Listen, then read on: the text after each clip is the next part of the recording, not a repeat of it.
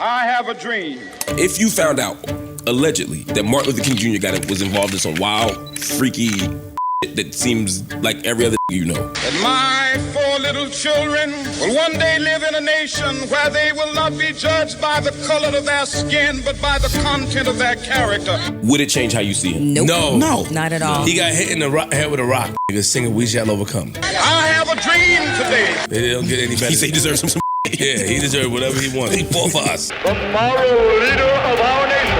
Our leader, Dr. King. Our leader, Dr. Martin Luther King Jr. Dr. King was our leader. It's he who controls the narrative of the past, controls the policies of the present, and the conditions of the future. Gas, rubber bullets, mostly peaceful protests.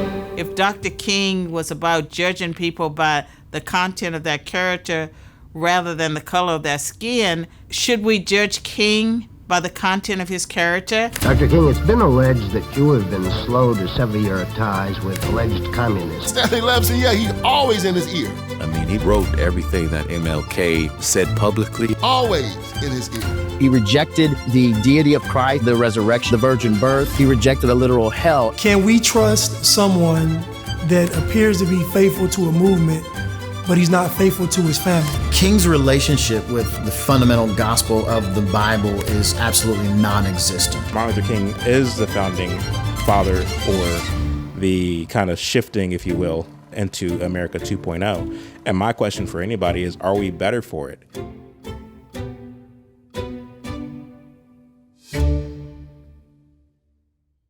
My hope is that we leave here not with answers or just answers, but also with questions as well.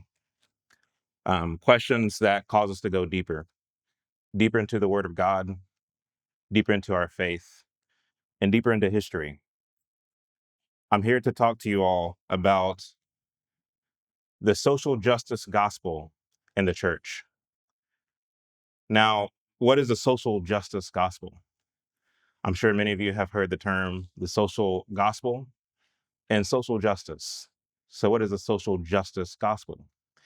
Well, social justice is a word that's used primarily by what we call woke or secular activists, Marxist activists. The social gospel is basically social justice, but with a Christian tinge. It's a counterfeit gospel. And as the Apostle Paul said, anyone who teaches a counterfeit gospel, let them be accursed. Dr. Martin Luther King was a proponent of the social gospel. He was a proponent of Babel and not Bible. Now, what do I mean by Babel and not Bible? Well, as we all know, during the days of the Tower of Babel, many biblical historians believe that the ruler Nimrod commissioned the building of this tower that will extend into the heavens. And the objective was to build utopia, to build basically a shrine to their greatness and to usurp the position of God. And God confused the languages, and man dispersed across the earth and built nations.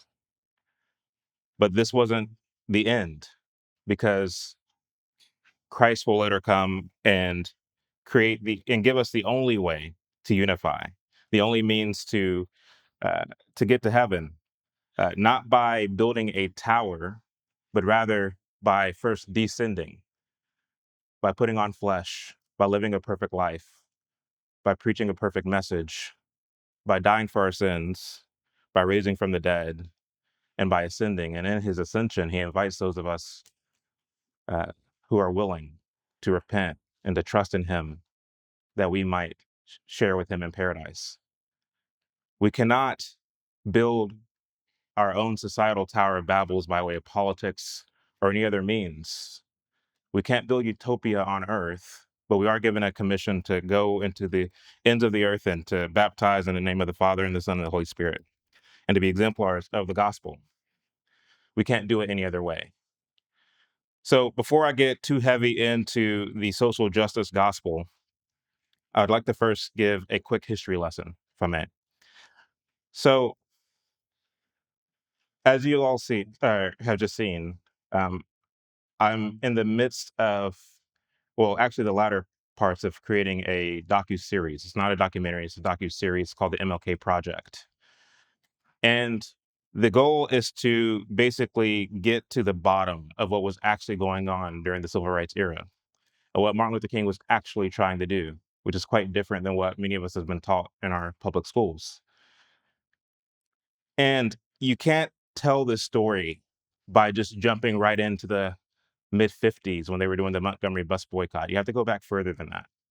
You already mentioned the Tower of Babel earlier. But in this docuseries, we start actually with the Revolutionary War. And we start with the days when they were trying to figure out what kind of country will we be. As an independent historian, I think a lot about nation building and what was going through the heads of the founding fathers when they took the commission to build America. Contrary to what a lot of people believe, especially what I believed growing up, going to public school, the founding fathers were not on one accord. There was a very bitter debate going on. You had on one side the so-called Federalists, led by the likes of Alexander Hamilton, John Jay, James Madison. And on the other side, you had men that we don't often hear about. Men like Luther Martin, men like Patrick Henry, and others. And those anti-federalists were very concerned about something that they saw at play. You see, we just won our independence from an oppressive monarchical government. And we had the opportunity to set our own destiny, as it were. And what the Anti-Federalists understood is that you have a diversity of people living in the colonies. You had the Quakers, you had the Puritans, you had the Anglicans, you had the Episcopalians. You had all these different diverse groups of people, and most of the time they were at each other's throat. And so, what the problem that the Anti-Federalists foresaw is that you can't possibly call upon all these diverse groups of people and build one nation, because to do so will be akin to building a Tower of Babel. When you look at the writings, like in the Brutus papers or in the Anti-Federalist papers, you can read the debates, you see this kind of imagery of building a Tower of Babel. And they were afraid of potential demagoguery coming in, people taking advantage of, exploiting public opinion. And they were concerned that we will build the same kind of tyranny that we just won our independence from. And so as a result of this, by a lot of pressure coming from the Anti-Federalists, the compromise was that we will have what was called a Bill of Rights. The Bill of Rights was meant to limit the reach of the federal government.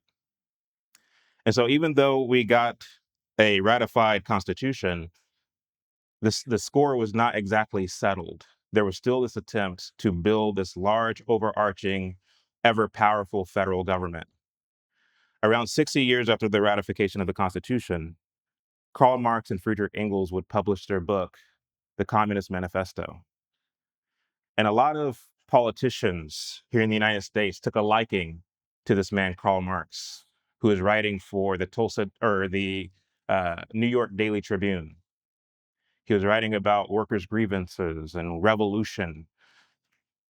And a lot of what we call radical Republicans in office took a liking to this Karl Marx, including Abraham Lincoln, who shared some correspondence with Karl Marx. Slavery existed in America. It existed in several southern states. And they were threatening to secede from the Union, not because of slavery, but because of states' rights, because they were still bitter about how the Constitution was ratified on the first part, but also the fact that you saw these kind of maneuvers that were being made since the ratification of the northern states imposing their will all the more on the southern states. They were threatening on multiple occasions to secede from the Union. And after the election of Abraham Lincoln, in order to try to come up with another compromise, there was something called the Kirwan Amendment. And what the Kirwan Amendment proposed was that, look, you in the southern states, you get to keep your slaves, but we can't allow slavery to extend to other states. The South, by and large, rejected the Kirwan Amendment because for them, it wasn't about slavery. It was about states' rights. In fact, after they seceded from the Union, Jefferson Davis would become the president of the Confederacy. And if you look at his writings, and if you look at the writings of Robert E. Lee, you'll find that they didn't believe that slavery should exist in perpetuity. They believed that the South should have the right to end slavery in the same fashion as the North. When you look at the slave narratives that exist, and you understand that slavery existed for the better part of human history and still exists to this very day, and that industrialization was beginning to change the way that economics is done. And when you look at, again, the slave narratives and realize that the life of the slave on the plantation was not, by and large, this kind of rough uh, uh, thing where you were being beaten across the back every day. I know that's outrageous to hear, but it's just true. Is this an advocacy for slavery? No, it's not. But I think when it comes to history, we have to deal with the facts as they are and not deal with narratives that are basically just revisionist history that is meant to control policy right now and into the future, because that is, after all, what the purpose of a lot of the history that we're taught in our schools are. So after the end of slavery, you had something called Reconstruction. Now, Reconstruction is interesting because today the prevailing narrative amongst Black culture is that Reconstruction was necessary because we needed our reparations, we needed this, we needed that, and we needed the third to get on our feet. And what's interesting about that is there were a lot of reparations that were dished out in the private sector. You had a lot of slaves who wanted to stay in proximity to their masters. And you had a lot of slave masters who set up their slaves with money and with land and with cattle and things of this nature. And it was different for each family. It was different for each situation. I know in my own family, we currently have 150 acres of land in Arkansas that was given to us after slavery. And so, what am I trying to communicate here? In the days that we're now living in, where you have this huge call for reparations coming from a certain contingent of our society, they are leaning on and basing their arguments on a false history or a history that's far more nuanced than they let on. And that's important to know. Again, my hope is that we leave here with more questions than answers. The Reconstruction period was the first civil rights movement. And what it was the Union coming down to the South by way of carpetbaggery and the use of scalawags, imposing their will on the South. Not treating the South not like co-equal sovereign entities, but as conquered territory, conquered men. When you look at the 14th, 15th, and 16th Amendment, the fact is a lot of Southerners were disenfranchised and unable to give their opinion into whether or not those amendments should be passed. Again, these are the facts. The reality of it is, when you look at the civil rights era, and you look at the fact that Marx and Engels were in correspondence with some of our very own politicians in Congress, you'll see that the idea of slavery was exploited for the purpose of furthering the cause for the proletarian revolution in America. There's a book that I recommend you all read. It's called Letters to Americans. And what it is a book of correspondence between Marx, Engels, and American Union generals and American politicians. And what this book consists of is strategy on how the North can best the South, and to use the slave and the grievance of the slave as an exploitative thing to really push and impose their will in the building up of the federal government. Now, is that to say that the Civil War had only to do with Marxism? Absolutely not. There were a lot of noble Christian abolitionists who partook in the fight against slavery, and that must not go unrecognized. As you move into the 1930s, as FDR is the president of the United States, he set forth a commission, and this commission was tasked with how to deal with the issues of the Negro. And the commission started something called the National Negro Congress. And the National Negro Congress was a preeminent civil rights movement of the 1930s. And at its head was a man by the name of A. Philip Randolph. Now, the National Negro Congress was started with the help of Joseph Stalin and the Soviet Union. So you had the feds and you had the communists who had a hand in starting the civil rights movement. Civil rights movement wasn't started as an organic grassroots thing. It was started in a nefarious fashion. The feds had an interest in using the civil rights movement as a means of agitating in the streets, the objective being to make local communities and states look incapable of self-governance. The idea being that if you can agitate the people, if you can cause riots and unrest, what that will then do is create a public outcry for federal response. And in so doing, you expand the role of the federal government, and you basically usurp states' rights, because that's what it's always been about. The communists, although they use the same tactic, had a very different goal. Their goal was to use the civil rights movement to usher in Marxism into the United States and into the West at large by way of the Negro. The National Negro Congress set forth little brother and little sister groups. One was called the Southern Negro Youth League, or the Southern Negro Youth Conference, actually. They set up shop in Alabama, and they would often put on events and social gatherings for the youth with the objective of recruiting them to the communist cause.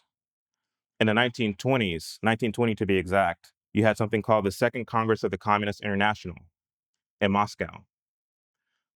One of the American delegates was an American journalist by the name of John Reed.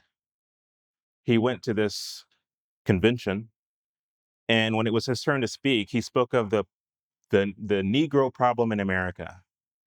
And they were frustrated that communism is not taking root in the United States. What must we do? And the solution, according to John Reed, was that he basically said the American Negro does not have political conscience. We need to raise a political conscience. 5 years prior, a man by the name of Booker T. Washington passed away. And what's interesting about Booker T. Washington is that in the aftermath of the friction and the tension between Negroes and whites in the South, and the tension as a result of the Civil War, where you had the loss of brothers and fathers and sons, you had friction, you had tension, and a lot of it was being flamed by the federal government. Again, all this is verifiable. How must we learn to break down these barriers and come along and get together? Well, Booker T. Washington delivered a speech in Atlanta, and he gave such a good speech that he had a standing ovation from both blacks and whites who were in the audience. And he said something that was interesting. He said, "We must cast down our bucket where we are, regardless of where you are and who you are. The idea and the objective should be to focus on your craft, Focus on building families. Focus on becoming the best version of yourself. To put God first. It's a really good speech. I recommend everyone goes and look at it. It's called the Atlanta Exposition Speech. And the idea was that, blacks, whites, whoever you are, focus on your families, focus on your communities, focus on building businesses. In the space of the free market, ultimately we'll learn to break down race barriers because of basic need. He was the president of Tuskegee, I forget the actual full name of it, but the Tuskegee School in Alabama. And they became masters at building bricks, making bricks. And they had white customers as well as black customers who were buying bricks from Tuskegee. And in that kind of transaction experiment, they were able to learn to kind of break down those race barriers by doing business with each other. From the time Booker T. Washington came onto the scene to 1954, before the Brown v. Board of Education, you saw the repealing of Jim Crow laws at the local and private level. And giving praise where thanks is due, you had the NAACP who were participating and quietly getting rid of a lot of these Jim Crow laws. You had this kind of upward trajectory that was happening. Thomas Sowell documents this in his writings. You had this upward trajectory, this upward mobility that was happening in terms of family formation amongst blacks, in terms of home ownership, in terms of entrepreneurship. It wasn't perfect. There was still poverty. There was still suffering and turmoil, but the same existed for whites too. The same existed for Asians too. The same existed for other ethnic groups as well. And so John Reed tells the convention, we need to raise the political conscience of the Negro. And as a result of this, Vladimir Lenin greenlit this goal of using whatever means necessary to raise the consciousness of the Negro. That was in 1920. Over the course of the 20s, over the course of the next 10 years, you saw all this unrest, all these race riots springing up seemingly out of nowhere. One is what we know today as the Tulsa Race Massacre. I'm sure you've heard of this. This was initiated by a newspaper article, which read, "Nab Negro for attacking girl on elevator." Now, what's interesting about that article is that it was written by a man by the name of Richard Lloyd Jones. Folks, Richard Lloyd Jones is what we call a fellow traveler. You don't have to take my word for it. You can look up his Wikipedia page. He considered himself a progressive. His wife was participating in the cause for Planned Parenthood in the 1920s. You see the fact that he was part of what was called the Unitarian Church, which was a sect, a denomination where communists were often having their communist meetings over the course of the 1920s, 30s, and 40s.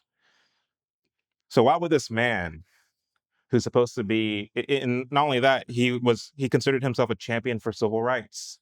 So why would this man write an article, "Nab Negro for attacking girl on elevator"?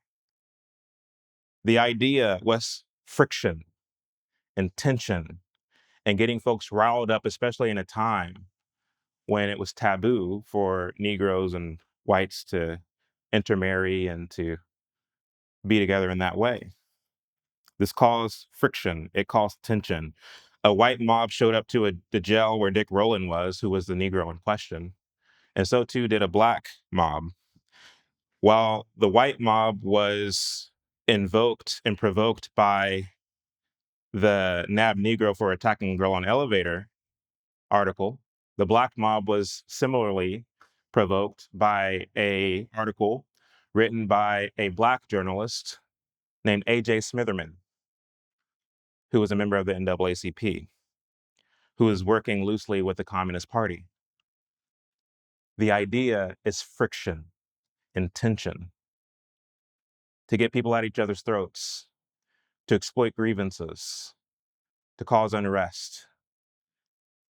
A huge brawl broke out, and by the first accounts, A handful of blacks died, a handful of whites died, and the numbers increased over the year.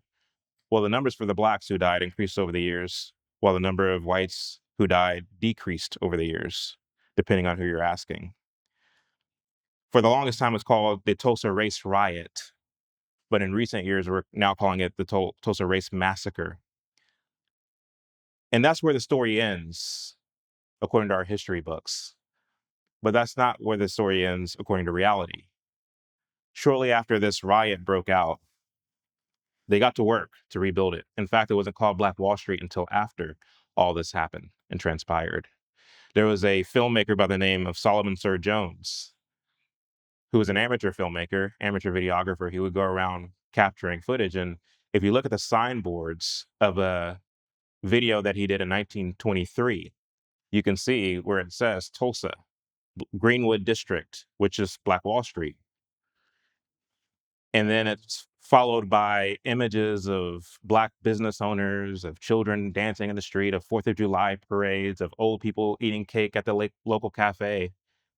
And if you dig even further into the footage and rewind it to 1922, you'll see that Blacks and whites are actually working together, rebuilding this community.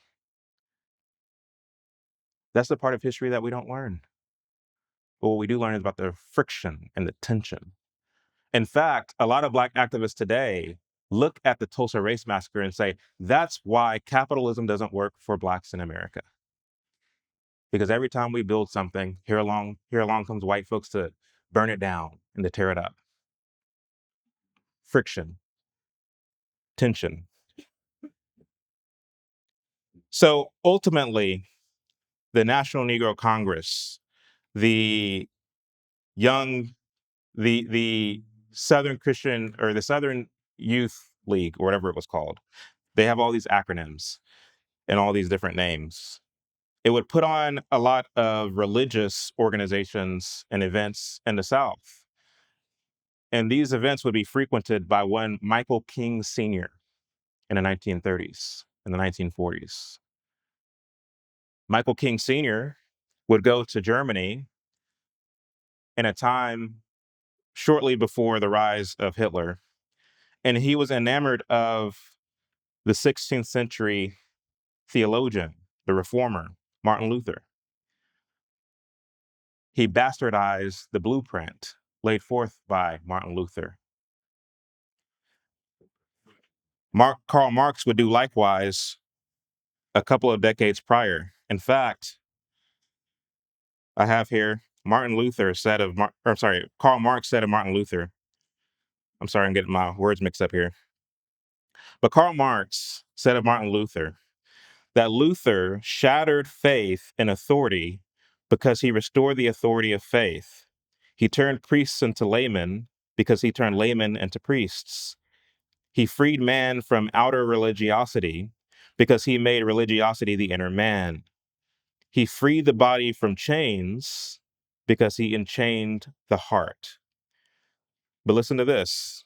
He said, if the Protestant transformation of the German laymen into priests emancipated the lay popes, the lay princes, and the whole of their priestly clique, the philosophical transformation of priestly Germans into men will emancipate the people. But secularization will not stop at the confiscation of church estates. So what is it that Karl Marx is saying? Well, what he's saying is that while Luther took the power away from the corrupt Catholic Church and called upon laymen to take what belongs to them, to take their inheritance as Christians through the Reformation. If Martin Luther was able to do that, if this monk was able to do that, then the philosopher, speaking of himself, Karl Marx, can basically do what Martin Luther did, but in the secularization of the world. In fact, he put his communist philosophy above Christianity. And of course, I can get more into that, but I have to quickly move on because I'm running out of time here. So Michael King Sr. was enamored of this kind of bastardized view of Martin Luther. And he saw what he perceived to be Martin Luther wrestling away authority from the Catholic Church through the Reformation and calling people to get back to true doctrine, sound doctrine through the scriptures. He saw what Martin Luther was doing, and he said, I can do that in America by calling men to embrace the social gospel. And so he came back to America and changed his name to Martin Luther King Sr., and then he changed his son's name to Martin Luther King Jr., because he saw himself and his seed as the one who's going to usher in the social gospel, wrestle away religious authority from the churches and the way things were, and move religion forward to embrace this Marxist idea, otherwise known as the social gospel. Martin Luther King would come of age. He wrote in his papers that whenever he was 12, he shocked his Sunday school class by rejecting the resurrection of Christ. He said that he also rejected the deity of Christ. In his college years, he wrote that he didn't believe in the resurrection. He didn't believe in the deity. He didn't believe that Jesus was born of a virgin. He didn't believe in the literal existence of hell. And he didn't believe in the second coming. But yet he's a Christian pastor. All this is verified in the 7 volumes of the King Papers, which you can get on Google or Amazon, wherever you buy books. He never recanted from these beliefs. In fact, these beliefs would be the basis of his ministry. But what he was enamored of, what he was infatuated by, was Marxism. He wrote to his then girlfriend, later wife, Coretta Scott, that the world that he envisions is one where there's a radical redistribution of wealth, where there's no more wars, there's no more poverty. This is the gospel that I will preach to the world. That's the difference between the social gospel, the social justice gospel, and the gospel that we learn about in the Bible, where the gospel we learn about in the Bible calls man to repent, to take up his cross and follow Christ as an individual. The social gospel calls upon systems to change, calls upon governments to extort tax dollars from the American people or from the people of a given nation, and to use that to undergo a radical redistribution of wealth, which is the kind of thing that King talked about. Now, why did I talk about the founding fathers in the beginning? I'm going to wrap this all up and play a clip for you if I have time. I don't know if I have time. Because when King delivered his famous I Have a Dream speech, he invoked the Declaration of Independence and the Constitution. And he's talking about the way the founding fathers structured the country and how they issued a promissory note, but the check has bounced and has come back as insufficient funds as far as the Negro is concerned, because a Negro, says King, still is not free. So what is he doing? Is he reaffirming the Constitution? Is he getting back to the edicts of the Constitution? Absolutely not. He's co-opting the Constitution and the Declaration of Independence. You see, because the founding fathers, historians that they were, understood full well what Jamestown was about. Jamestown, when these settlers were trying to figure out what kind of community they will be, and they set up for themselves a kind of communist or socialist community. And it didn't work. They stored up all the grain, and they said, each according to their ability, to each according to their need. And within the space of 2 years, half the population died. They were eating rats and shoelaces until the famous John Smith, who was a former slave under the Ottoman Empire and was the then governor of Jamestown, scrapped that communist system and implemented a system of private property. And as a result of this, Jamestown bounced back rapidly. The same is true of Plymouth, the Plymouth colony, where they implemented their own kind of socialist system. And Governor William Bradford, scrapping that system, said that by adopting the communal system, we thought we were wiser than God. They scrapped that system, and similarly, the Plymouth colony, bounced back. So students of history that they were, the founding fathers understood this. So they weren't implementing a communist or socialist system when they ratified the Constitution, regardless of if they were Federalists or Anti-Federalists. They sure as heck didn't agree on socialism. So you fast forward to Martin Luther King on that day in 1963, invoking the Constitution and the Declaration of Independence, saying that the Negro still is not free. The question then becomes, at least for me, well, how then must the Negro get his freedom? And he was asked this question on a number of occasions. And King said that social justice and progress are the absolute guarantors of riot prevention. He said we must undergo a radical redistribution of economic power. He was arguing for a universal basic income. He was advocating for social justice, and he was advocating for communism. But when asked on a number of occasions, are you a communist or do you have communists in your organization? His answer was always no. He was lying. In fact, the reason that he gave for not being a communist were not even his own words.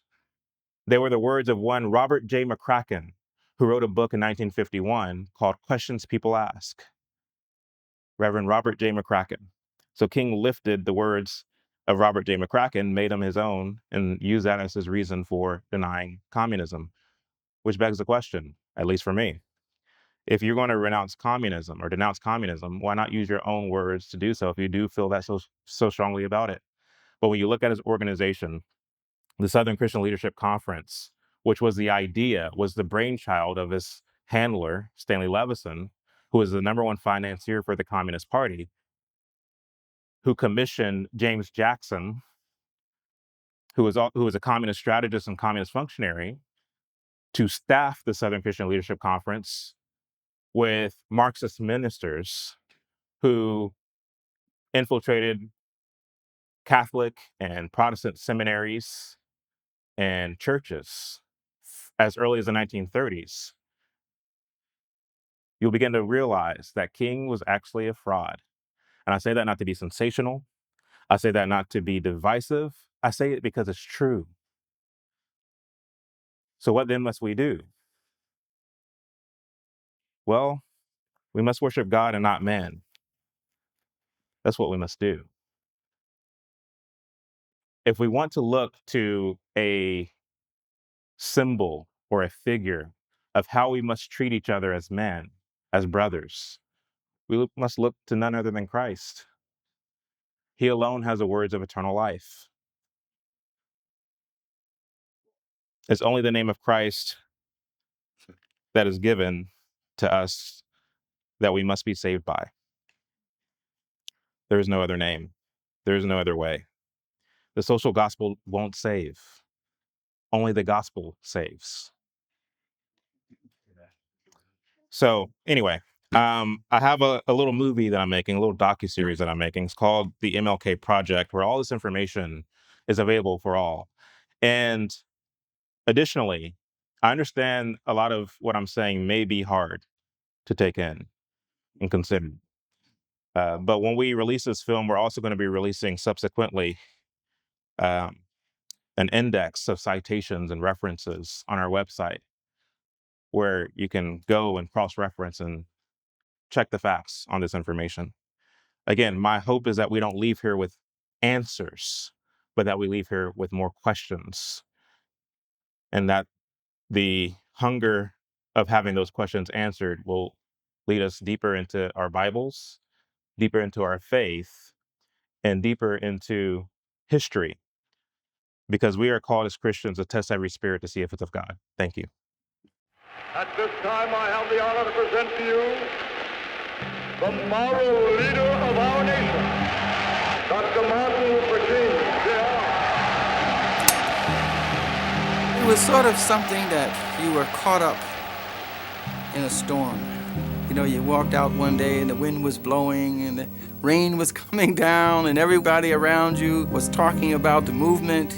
And whether you wanted to or not, you had to pay attention to it. And I did, and got involved. I watched the civil rights movement because even though I was living in poverty, we had a 2-room shack. At some point, we had electricity and we had a TV. Everyone had a TV. And so we've come here today to dramatize the shameful condition. It seemed exciting what was taking place, that these people were on the move, they were on TV, they were changing things. I felt like nothing ever happens around Bedford County, Virginia, and I certainly would have been a part of it if I could have. To the rural Negro, whose pleasures are few and primitive, there is no greater occasion than Sunday meeting. Dr. King, was there something peculiar to the place where you started and the kind of people you attracted? I would say by and large it was very easy to get to the vast majority of Negroes because they were in some way connected with a church in the community. Martin Luther King Jr., he was groomed, he was a liar, he was a charlatan, he was a menace. And the black community is worse because of it. King got introduced to us under the guise of deception. He didn't really believe in Christ at all, but he was a pastor. King's relationship with the fundamental gospel of the Bible is absolutely non-existent. I happen to feel that God reveals himself in all of the great religions of the world, and there is truth in all. And he thought a great deal of Hinduism, other world religions, Asian-based religions, but very little from a standpoint of what Christ could do as a result of his life, death, burial, and resurrection. If we talk about what God does Dr. King believe in, once you've rejected the truth, all that's left is a lie. So if you reject all of that, do you really have the gospel that the Bible teaches about? Look in your dictionary and see the synonyms of the word black. It's always something degrading and low and sinister. Look at the word white. It's always something pure, high and clean. The downfall of blacks has more to do with a mindset shift that was brought about by political rhetoric than anything else. Afro-American students are openly challenging concepts and practices they encounter. Gone is the timid, please tolerate me attitude of some Negro students of yesteryear. But you know that many young Negroes don't want anything that smacks of the American white middle class. Many of the values of white middle class society are values that need to be reviewed and re-evaluated, and in a real sense they need to be changed. When you feel as though so-called white culture has been foisted upon you as a means by which to control you, well, then you see your rebellion against decency as a revolutionary act. The Christian task is to rebel against all masters, destroying their pretensions to authority and ridiculing the symbols of power. I think the vast majority of white Americans will go but so far. They are not committed to genuine equality for Negroes. It's much easier to integrate a lunch counter than it is to guarantee an annual income, for instance, to get rid of poverty for Negroes and all poor people. It's clear from his college papers that he was being groomed to become a pastor who would help further the Marxist cause, even though initially King did not want to be a pastor.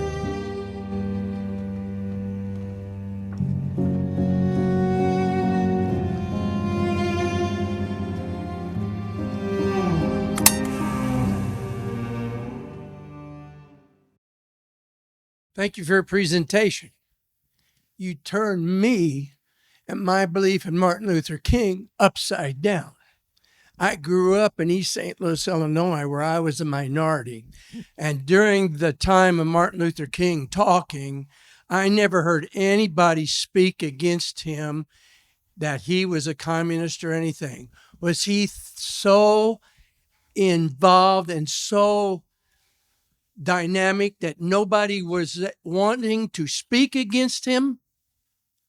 That's a really good question. So, yes, the thing about King is, and it's funny because Dr. Carol Swain and I were having a conversation a few weeks ago, and we were actually talking about whether King was a genius or whether it was something else.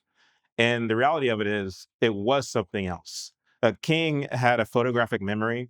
He grew up the son of a minister, so he understood oratory skills and cadence and pacing. He understood how to give a really good speech. Not only that, growing up, he was a charmer. He was a very charismatic young man. He considered himself to be the precocious type, is what he called himself. And not only that, uh, he was a really good mimic as well. He could impersonate anybody and sound just like them, according to those who were closest to him. And so the way that I see it, like, if not for a pastor and the leader of the civil rights movement, King would have been an extraordinary actor. I'm talking, John Wayne caliber or Sidney Poitier caliber actor, because he was just that good at selling.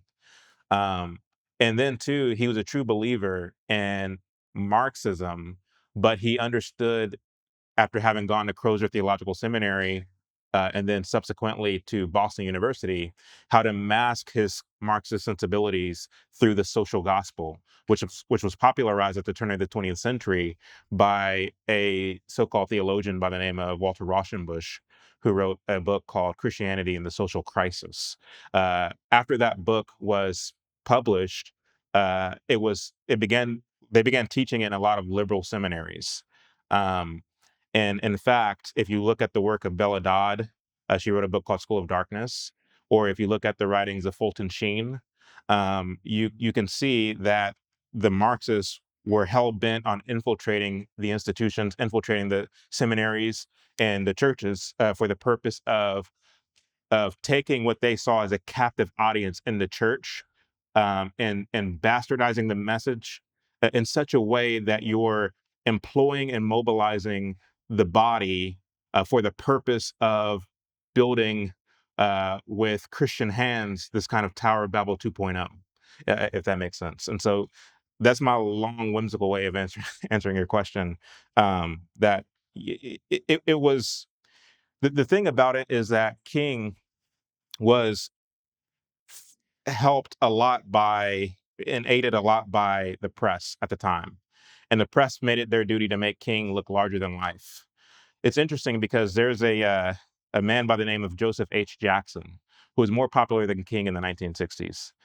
Joseph H. Jackson was the president of what was called the the National Baptist Convention. The National Baptist Convention boasted around 5 million Black churchgoers. And Joseph H. Jackson came from the kind of Booker T. Washington-esque school of thought. And you can see evidence of this, for example, when a bunch of Negro sharecroppers who were being cheated out of their earnings in the South were complaining and grumbling, and they were getting ready to protest the government. And as it turns out, Joseph H. Jackson, realizing that, well, that's not going to get you anywhere, I'll tell you what we'll do.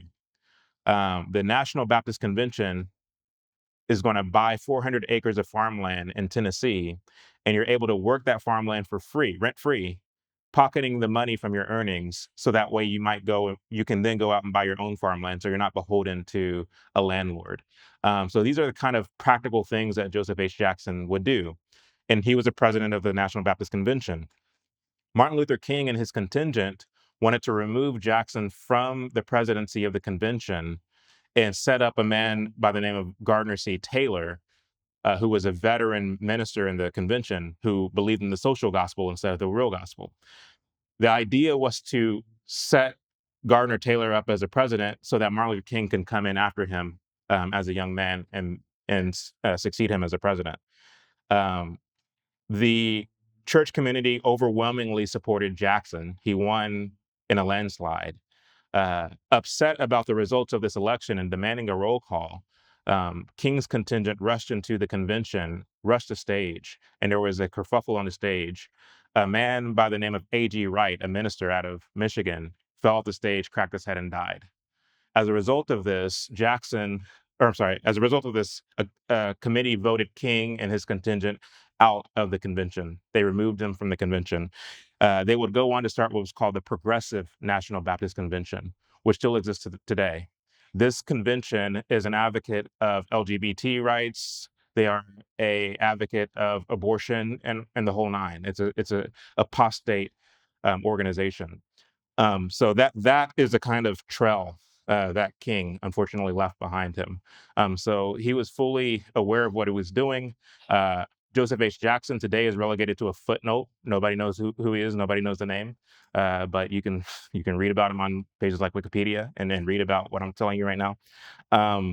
But yeah, it's unfortunate because thanks to the so-called victors, they say the victors are the ones who win in terms of writing our history books. Nobody knows who people like Joseph H. Jackson were. And here was a man, again, who believed in practical means of getting rid of Jim Crow, bringing people together, versus these agitative means that only causes more division and more friction. And when you look at the fact that we got a Civil Rights Act of 1964, there's a lot of people that believe that was good legislation, but the reality of it is it was negative legislation insofar that it traded one tyrant for another. The tyrant of the state, which dictated which door a Negro can and can't go out of, where you can and can't sit, and about, in the movie theater, so on and so forth, then gets replaced by the tyranny of the federal government, which says, regardless of, what you believe, you have to serve everybody. You have to hire people indiscriminate of whatever their race or ethnicity or whatever it is. Well, that infringes upon your free right to association. One of the things that I like about our founding fathers is that they had to basically undergo the difficult task of nation building while keeping in mind human nature, the way that man is wired, the way that man moves and operates. You can't rewire man, because to the extent that you attempt to do so, you're going to cause a bunch of friction and tension. And so what the founding fathers ingeniously did was, to the best of their ability, build a nation that has checks and balances and respect for your freedom of association and things of this nature, that uh, to try to mitigate the kind of friction and tension that will naturally, inevitably happen in a nation as diverse as ours. And it's difficult to do, but I think that they gave us the best that they could. And so for a king and his contingent to come later on and try to force, by way of legislation, people to love each other and get along, it's going to have an adverse effect. And I think we're seeing those adverse effects right now, more than we care to admit. Really great presentation. I've always had problems with a lot of what Martin Luther King did, but you really keep just opening up my eyes. The white elephant in the room, how do I, as a white guy, talk about these things? White elephant. That's such a dad joke. I think it's just about boldness, quite frankly. And then too, like the Bible says, I'm going to butcher this verse, but if we speak the truth but don't do so in love, we're nothing but a clanging gong or a cymbal. I forget exactly the word. I don't want to butcher it, but just make sure you're doing it in love, quite frankly. I mean, to tell the truth and do so in love, we have to be bold, especially as men. Especially as men. It's quite sad that the state of men, that's a side tangent that I want to go down. But anyway, I think that we have to be bold, and we have to do so with love. I love Dr. Martin Luther King. I really do. I was asked by Jason Whitlock, I went on his show a couple months ago, and he said, what do you think Martin Luther King would think about the kinds of things that you're saying right now if he were alive today? And so I don't know the answer to that question, Jason. One thing I will say, though, is that whenever I look at the parables of Jesus, and he talks about Lazarus and the rich man, and they died, and Lazarus went to paradise, and the rich man went to the place of torment, and there was a chasm that separated them. And the rich man he was, I guess he was thirsty, he wanted some water. He said, Father Abraham, send Lazarus over here to dip his hand in some water and let it drip onto my tongue. He said, well, I can't do that because there's a chasm between us. And he said, okay, well, let me go back and warn my brothers about this place of torment, that they change their ways and don't end up here. And Abraham said, well, no, they got the writings of the prophets. And if they're not going to believe that, what makes you think they're going to believe you? So when I look at this rich man who wanted so badly to come back and warn his brothers to change their ways, that they don't end up in this place of torment. I think of people like Martin Luther King, who, as we just saw, was living a very deceptive life. And we didn't even get into his private life, which is a whole other story, and it's actually quite sad. I mean, the requirements of being a minister of the gospel, of being a teacher in the church, are very high. And King wasn't living a moral life, even though he was considered to be the moral leader of the 21st century or the 20th century. And as Dr. Carol Swain said in our trailer, if King was Mr., judge people by the content of their character and not the color of their skin, well, shouldn't we judge him by the content of his character, if that was his slogan? I think that's an important question to ask, but we mustn't be sensational for the sake of sensation. We mustn't be ugly for the sake of being ugly and causing trouble and causing friction. We mustn't do what the Marxists do.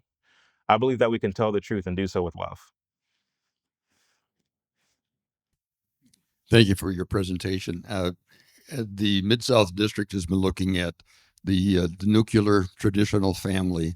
One of the things that we've stumbled across is a gentleman by the name of Dr. George Fraser.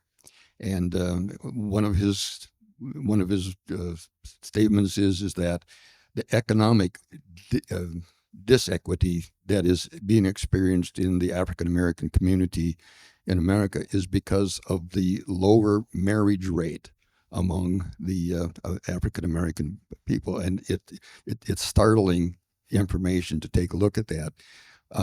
Is that different than the social justice issue in the way that he's doing it? Because he is criticizing the African American young men, particularly, for their low marriage rate. And here's the question that you wanted us to have: what can the church do about this? That's a really fantastic question. Thank you for asking it. Well, I always say, in my own little dad joke way, that Martin Luther King and the Civil Rights Movement took the Negro from a trying race to a crying race. And the reality of it is, prior to his rise and prior to the rhetoric that we began to see in during the Civil Rights Movement, it was such a distinction and such a difference from the kinds of things that Booker T. Washington and Joseph H. Jackson was talking about. Cast down your bucket where you are. Put your hand to the plow. Nobody's going to give it to you. It's up to you. Joseph H. Jackson was famous for saying, it's up to men to be men. Irrespective of what your plight is, irrespective of what you were born into, what your conditions were. And again, we saw family formation was doing better amongst Blacks in many instances than it was with whites, depending on which region we were talking about.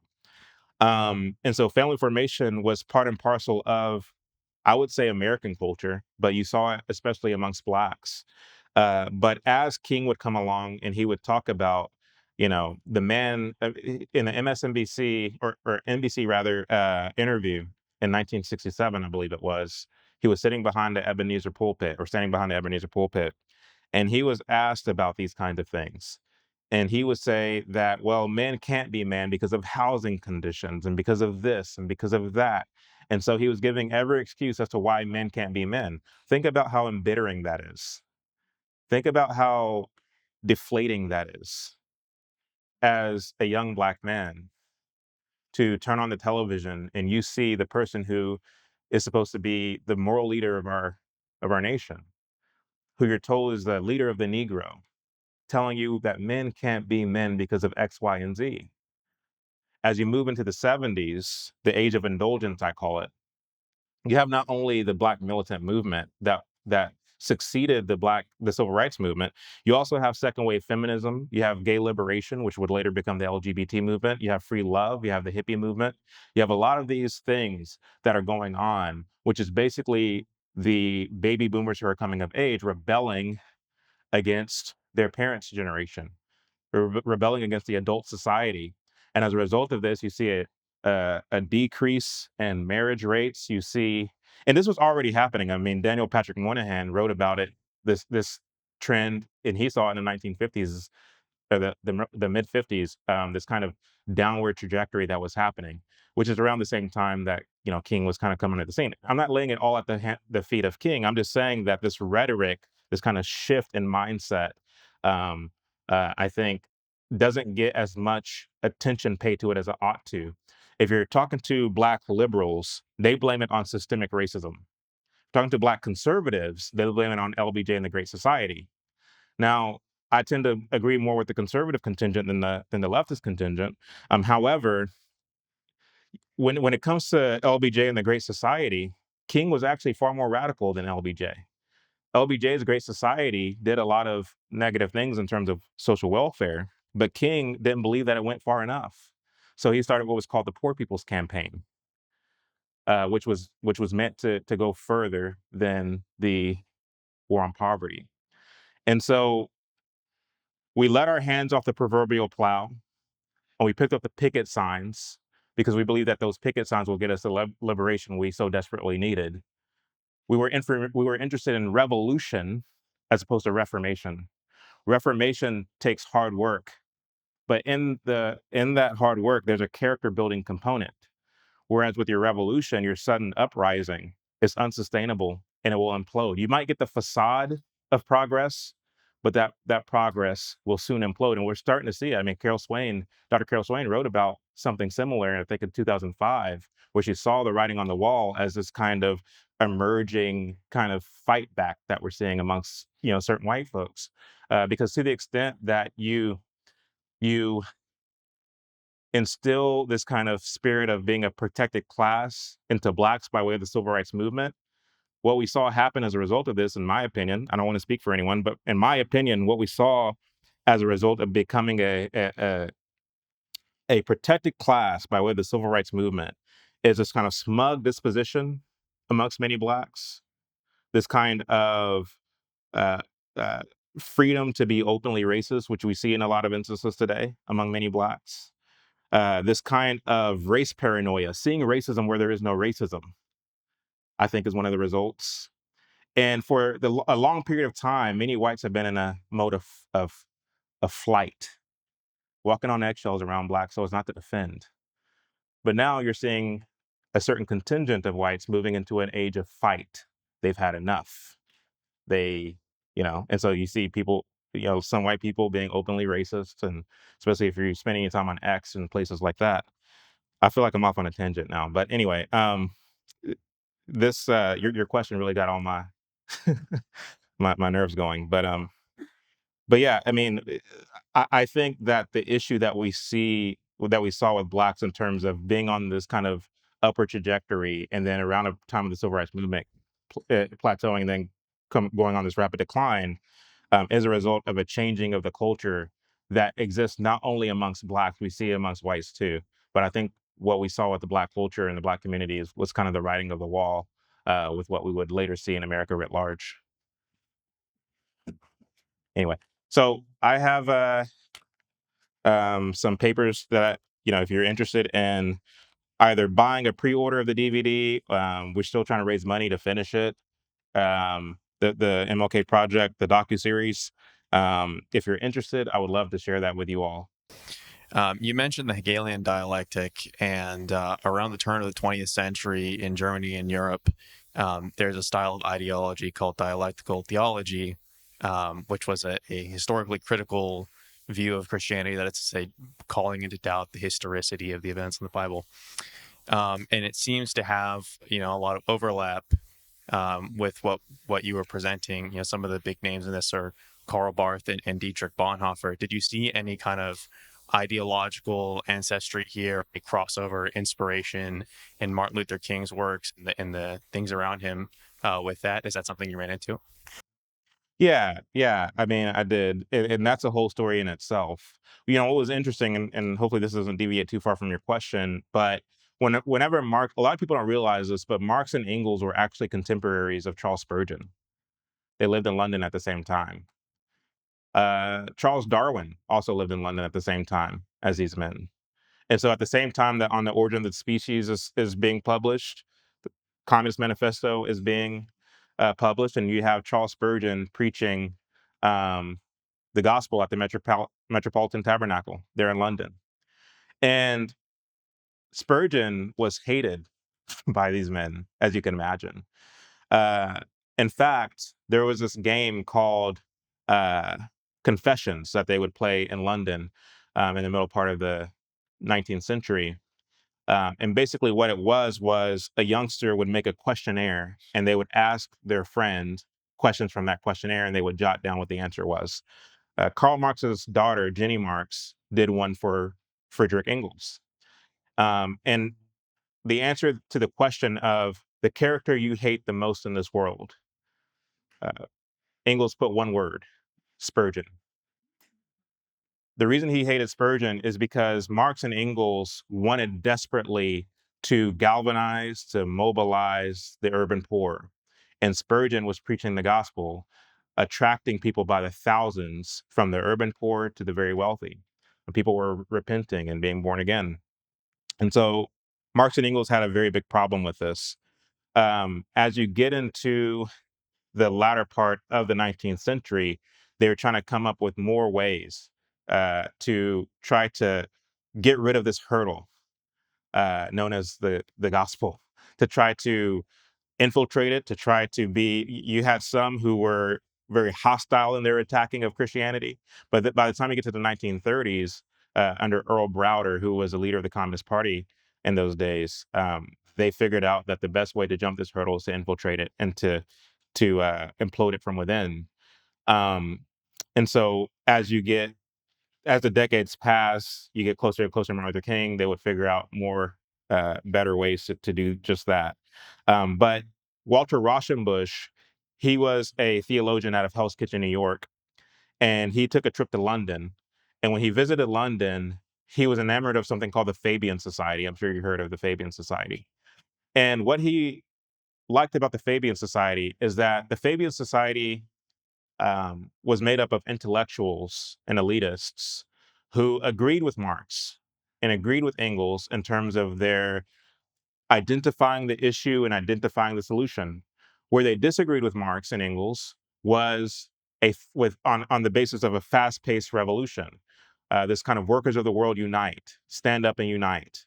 Whereas the Fabian Society was more tactical and they were more patient and they were trying to figure out the dialectical way to jump this hurdle and to change the hegemony of society. They knew that they needed to undergo what was called a slow march through the institutions, which we would later see with the Frankfurt School in the 1940s at Columbia University. And they understood that maybe I might not live to see socialism reign in our country, but my great-grandchildren will. So they were very patient and willing to play the long game. Walter Rauschenbusch would come back to the United States and then pen his famous book, Christianity and the Social Crisis. And as I said earlier, that would be the kind of dialectic way, if you will, and that a lot of these liberal seminaries would teach. They would teach Marxism with this kind of Christian sophistry, if you will. So I don't know if I answered your question, and we can talk after if I didn't. So. You talked about disruptions being staged to cause the state to not look capable, so the federal government would come in. This seems to relate to the Little Rock Nine. And so I was wondering if you could talk about, was this just another disruption to usurp power from the local people?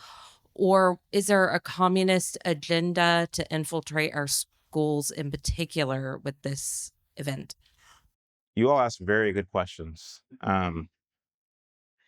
Yes, it was an agenda. So the fact is, before the integration of schools, you had prayer in schools. You had a very Christian kind of aspect to the way children were being taught. I mean, even going back to the 18th and 19th century, the way that students would learn to read in a lot of regions would be by Bible reading. But as you get into the 20th century, more and more schools from the turn of the 20th century to the middle part of the 20th century were beginning to integrate.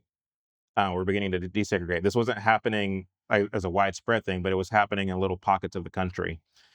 And for other schools, it wasn't even a question because it was a matter of proximity. because blacks were clustered in some areas and whites were clustered in other areas. And if a black were to go to a white school, you'd have to drive or go quite a distance to get there. And so it was just a matter of going to whatever was proximately close to you. But the Marxists were hell bent on making integration an issue, not because they genuinely cared about integration, but because they understood that if they were to win the fight of integration of the schools, what it will then do is give them the kind of upper hand in curriculum building. And when it comes to Marxism, centralization is the name of the game. If we can centralize education into being a state-controlled thing, then that gives us the ability to control future voters and to control mindsets and public opinion. These people don't study the social sciences, the cognitive sciences for no reason, just for the heck of it. They study it because they are very interested in shaping public opinion, for one, but also two, engineering society, social engineering. And so that's one of the biggest reasons why they have an interest in the centralization of the schools. So when you look at the Little Rock Nine, when you look at all these things, they're kind of part of it. But it's also worth mentioning too that they were going around, they were lying to black school students. An example of this, just very quickly, is Dr. King was having a very hard time getting his movement to really take off.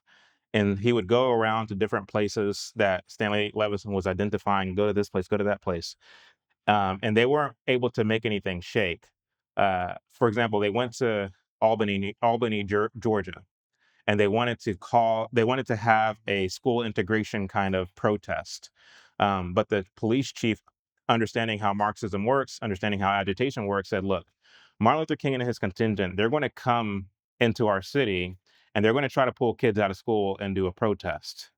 We have to arrest them because even though in this country you have freedom of speech, we also are a country of law and order. And so if you're going to do a large demonstration like that, you have to pull a permit because we have to control for traffic, we have to control for noise, we have to do all the things. And so according to the law and the policies and so on, we have to arrest these people. However, once these jails are full to capacity, we have to utilize other means to disperse the crowds. That's the dogs, that's the hoses, that's things like this, which, by the way, was a common practice, a common way of dispersing crowds in those days. I mean, I have video footage in the docuseries of them using these same tactics to disperse all white labor union crowds who are doing the same exact things in the 1920s, 30s, and 40s. They're literally turning dogs and hoses on all white people. So it wasn't just a thing that they were doing to the Negroes. And so the police chief of Albany, Georgia said, I don't want to do that. I don't want to turn dogs and hoses on children. So what he did was he partnered with local towns and told them what was going to happen and when it was going to happen. And these other neighboring towns allowed the police chief to start turning people over to other jails whenever their jail filled to capacity.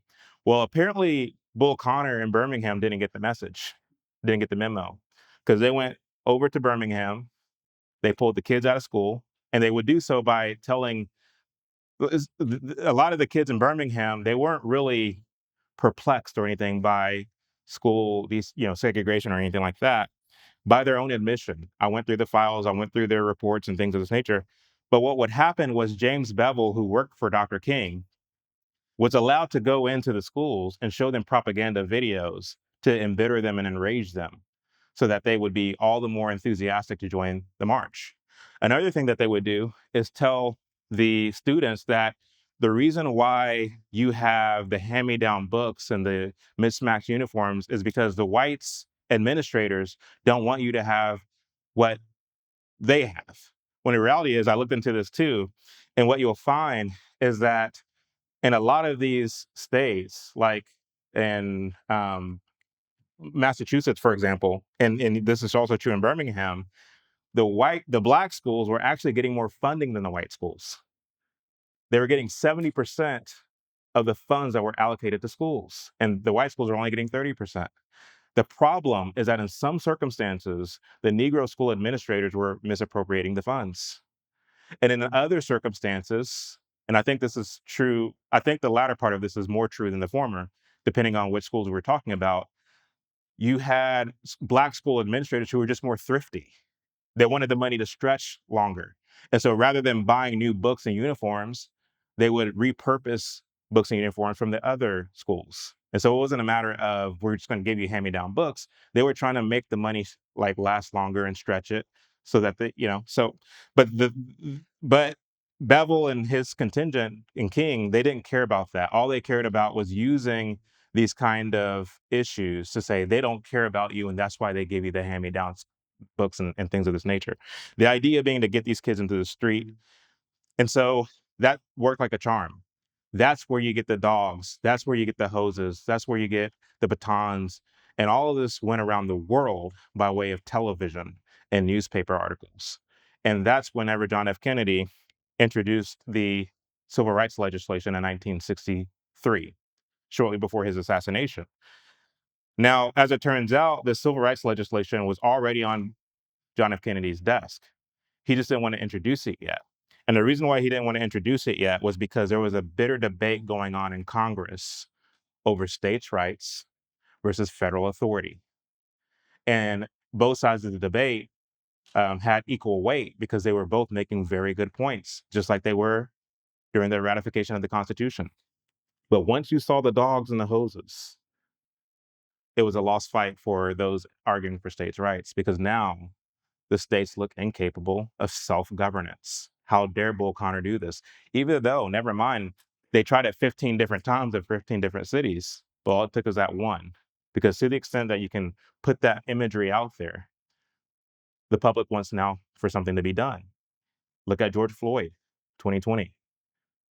I mean, I've heard certain academicians call George Floyd 2020 the third Reconstruction, a means, a vehicle by which to unleash a plethora of policies off the back of George Floyd. So we're releasing a plethora of policies and DEI and private corporations and things of this nature that has nothing to do with George Floyd, but because this Negro had a knee to his neck, we have to do all these things and go out of our way to make things equitable.